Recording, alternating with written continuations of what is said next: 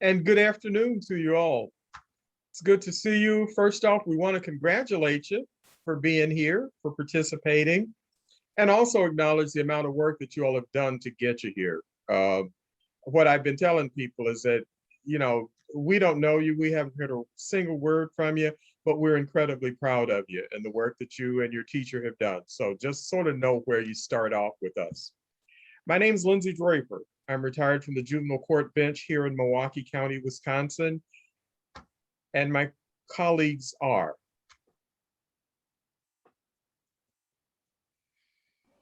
I am Robert Allison. I teach history at Suffolk University, and it's great to see you all and Mr. Gunn. And I think I may have seen some of you at the state finals, and I look forward to our conversation this afternoon. Thank you.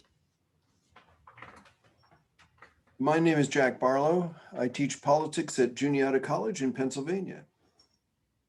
And would you introduce yourselves and your teacher, please?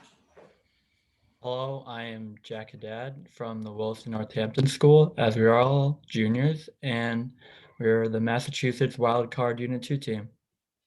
I am Pragya Raja. I'm Daniel Shen. I'm Amy Ren. And I'm Tabitha Renlett, and this is our teacher, Peter Gunn. Thank you guys for judging. It's hard work and we really appreciate it. Well, thank you. So obviously it is the second of the Unit 2 questions that we're going to be doing today. One founder claimed that representatives should refine and enlarge the public views by passing them through the medium of a chosen body of citizens whose wisdom may best discern the true interest of their country. Do you agree or disagree with this claim? What alternative systems of representation were considered by the founders? What alternative systems of representation, if any, should be considered in the 21st century? Begin.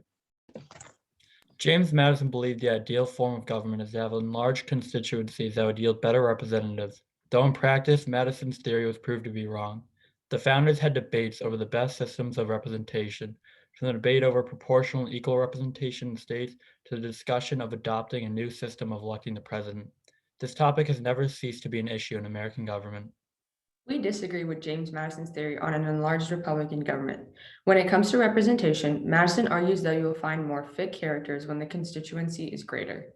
Over the years, executives and senators have contradicted this through unethical behavior. We can measure this kind of behavior by looking at impeachment records.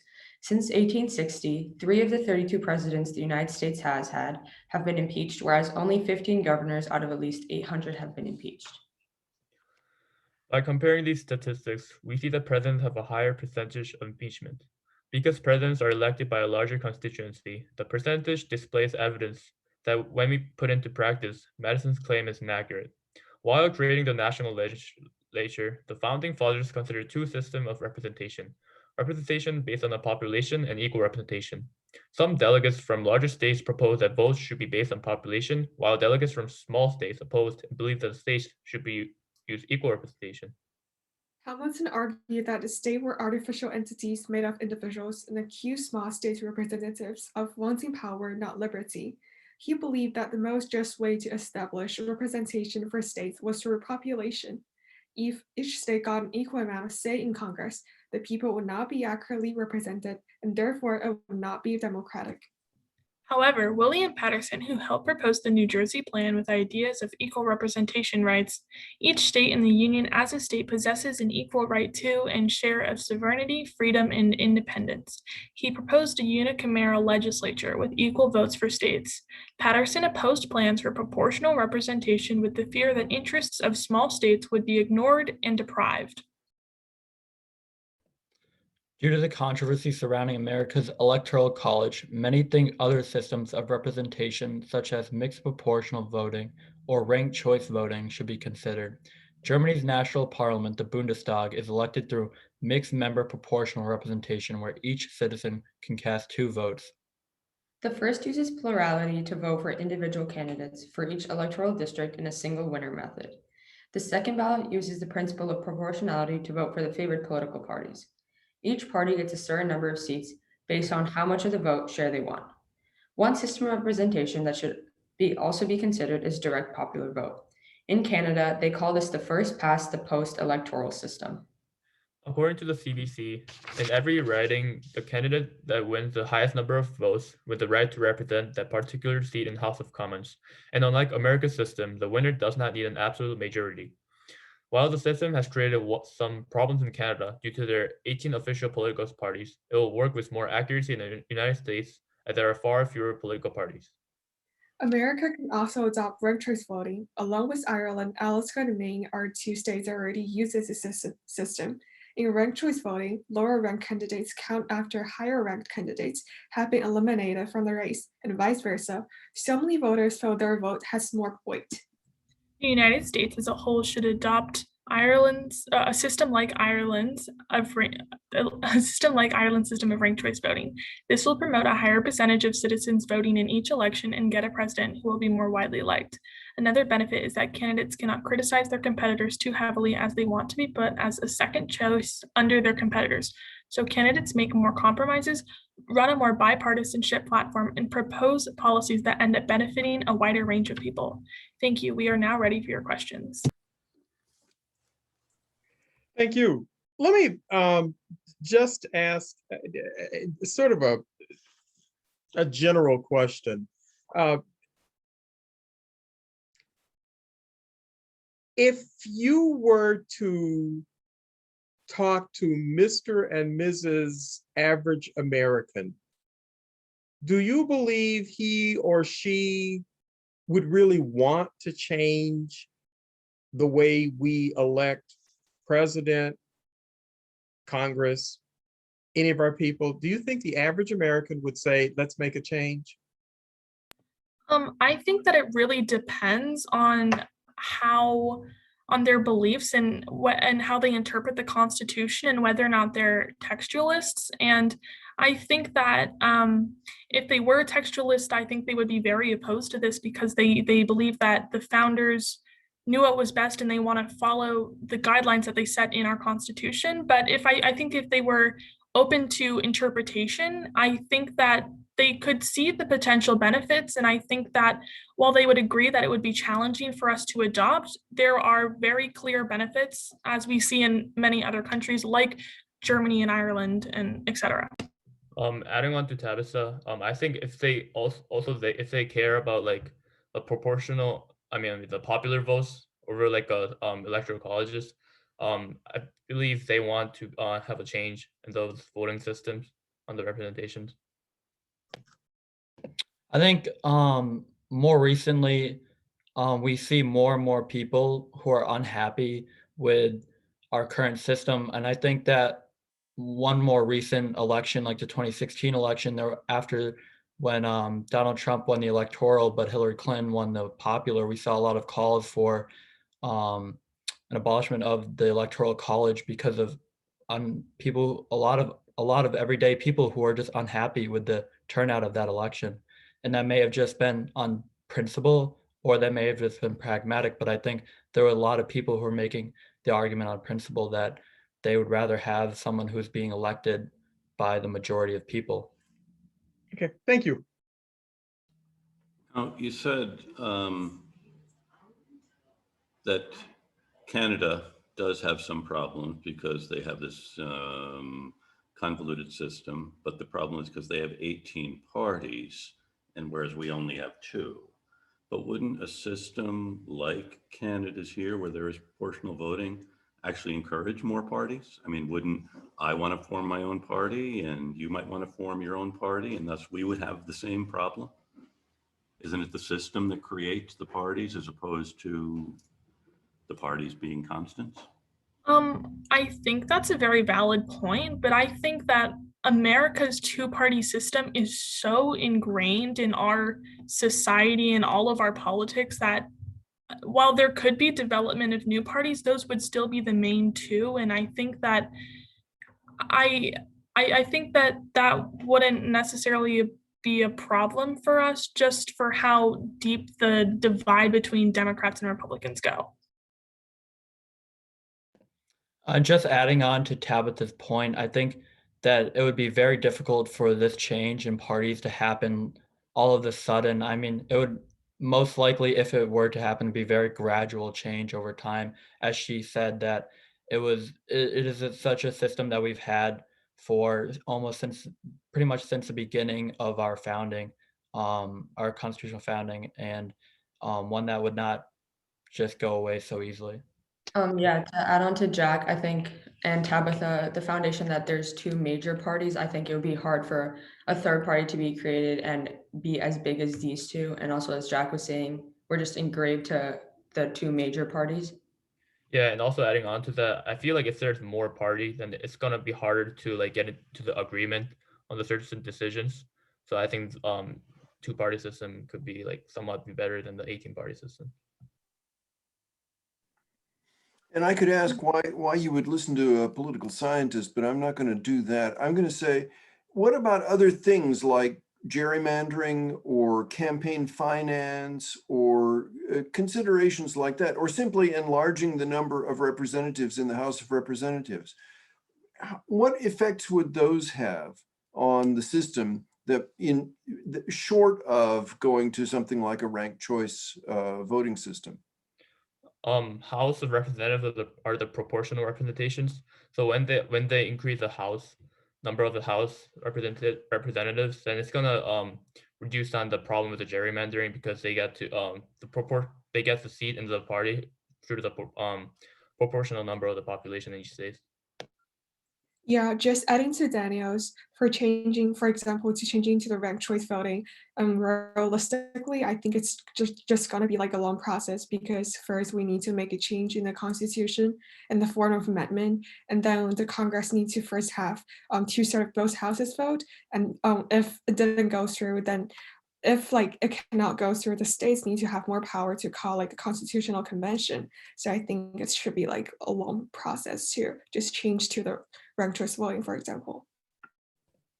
Also, I think that the point about gerrymandering, that would ultimately throw a wrench into any system of representation we would try to adopt in America. And I think that it's become such a problem. I mean, it's even been brought to the Supreme Court in Rucho versus Common Cause, where the Supreme Court wouldn't even touch it because they said it was just a political. They decided that it was a political problem and not one of constitutionality, and that there would have to be some kind of change in gerrymandering for us to like really better our system, even if we did adapt a new system. Yeah, to go off of what Jack was saying, the system was just considered like really unconstitutional, and it was just a way for political parties just to gain power. So even in the best of worlds, we have a struggle getting people to vote. That we really, if we get half the eligible voters to vote, we consider it a victory. It sounds to me like you're proposing a somewhat more complicated system. Don't we run the risk of making the problem even worse in getting people to vote? I actually disagree with the fact that we would have even less voters. I think we would have even more people come out and vote, because I feel that, especially with the ranked choice voting, they would feel that their voices are being heard more. And I think that perpetuation of feeling like you make a difference in the government, that will bring more people out and more people will vote. And I think it's just going to be a lot better that way. And to add on to Tabby, I feel like with ranked choice voting too, there's like no negative campaigning, and also people more want to vote. If they don't want to vote for one person, they have their second or third choices that they can vote for, which brings more people who want to vote for other candidates. It makes them want to vote. And what Pragya is saying about there would be no negative campaigning, I think she means that there would be less extremists in their campaigning, and they would be more prone to be bipartisan in their campaigning. Thank you. Oh, well, okay. My thank you was to say we could let somebody else ask a question, but no, I don't think so. All right. So, good job. Several things, and where I want to start is, and maybe it was what was the cleanup part there that said, well, maybe she didn't mean no negative campaigning, she meant to be less. Okay. part of what I love about this competition, and I love about listening to young people talk, is the incredible optimism that you have and the incredible belief that you have in our system. And you believe this is how it should be. If you run for office, I'm going to vote for you if I like what you stand for, as opposed to because of that negative stuff you told me about the peer person running against you. I really like the fact that you all believe that, which is why it is exciting to hear some of your ideas and how you think this is all going to work. One of the problems with being old, as some folks are, is that when people say the two-party system is deeply ingrained, well, see, I've been here long enough to remember when there was an H. Ross Perot who carried some electoral votes and who carried some states, or a George Wallace, or, and I read about a Strom Thurmond. Yes, in the scheme of your lifetime, the two-party system is what there's been. In the scheme of my lifetime, well, not always, but it is exciting that you have done the kind of job that you did. The Canadian system, don't know that I've heard that one advanced prior to your presentation. And so you added some things to the conversation. I need to be quiet, but I want to end by saying, please, you all excite me with your interest. Don't forget the teacher who dedicated the energy to being sure that this got done, that you all became as learned as you did, needs a whole bunch of appreciation. Teacher Appreciation Week is coming. Make sure you all don't miss that.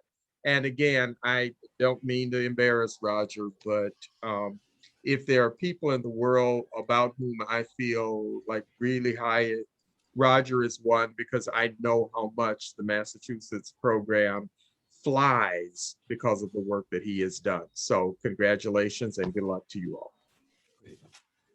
Thank you again. I join my colleague in congratulating you and thanking you for this really interesting discussion of various problems. And I also want to acknowledge again, Roger, who is the gray eminence overseeing all of us as we are thinking about the Constitution and the importance of having engaged citizens like you. You started off I liked the beginning about Madison and then disagreeing with Madison. I kind of think the discussion of impeachment didn't really help us think about representation. And again, the fact that there have been more in your lifetime, does that indicate more about the chief executives or the members of Congress and the partisanship we're talking about?